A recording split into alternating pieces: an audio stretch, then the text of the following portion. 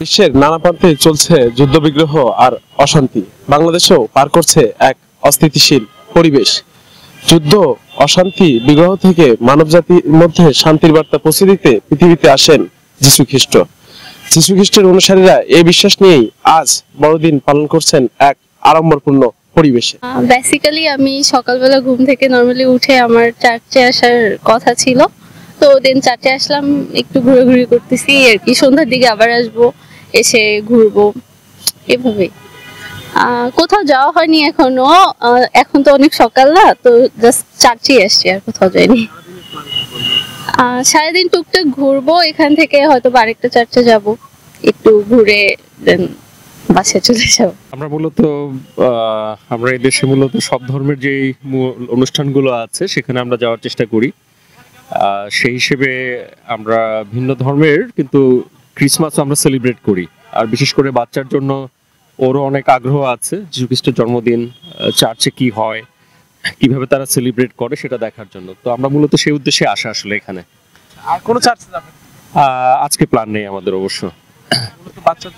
মূলত বাচ্চার জন্য আসা। আমরা নিজেরাও সেলিব্রেট করি, আমরা নিজেরাও উৎসাহী দেখার জন্য আসলে।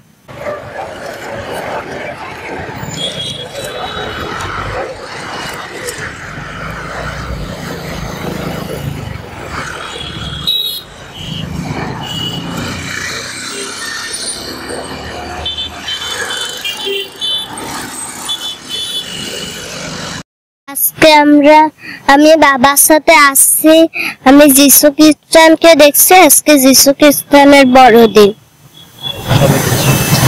সবাইকে শুভেচ্ছা। প্রথমে হচ্ছে বড়দিনটা অবশ্যই একটা আমাদের সরকারি বন্ধের দিন, ছুটির দিন, সেই কারণে সবাই এটাতে সমানভাবে অংশগ্রহণ করার জন্য একটা তো সুযোগ থাকেই। তো আমরা সকাল সকাল উঠে চলে আসলাম কাকরাইল গির্জাটা, যেহেতু আমাদের বাসার খুব কাছে, প্রেয়ার করলাম। আর যিশু খ্রিস্টের বাণীগুলো আমরা পড়ছি, দেখছি। তো এই তো সকাল থেকে এখানে বাদ দিয়ে না, এই মাত্র এসছি এখানে। যদি সময় সুযোগ হয় একটু চেষ্টা করব, দেখি ফার্মগেট সম্মত একটা চার্চ আছে, ওখানে যাওয়ার। জিসাস খ্রিস্ট কি বার্তা দিচ্ছেন?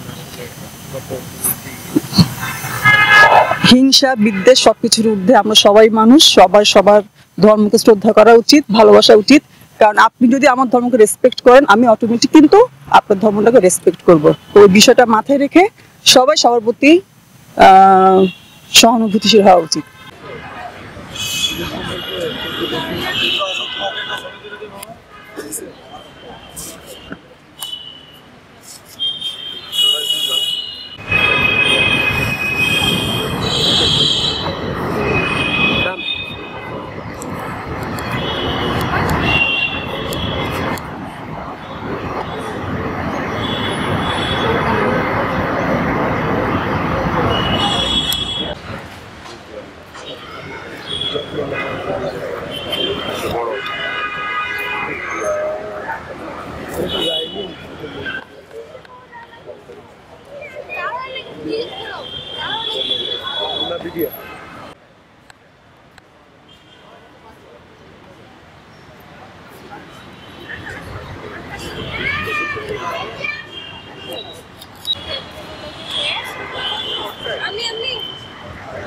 Come here.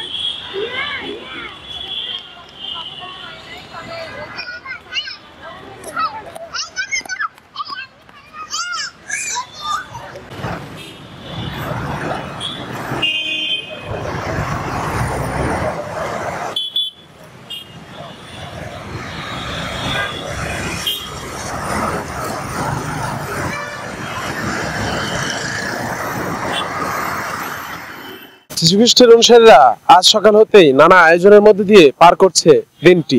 বর্ণিল এই আয়োজনে থাকছে প্রার্থনা সহ বিশেষ অনুষ্ঠান। হাবিব হাসান মোহন, বিডি আর্কাইভ, ঢাকা।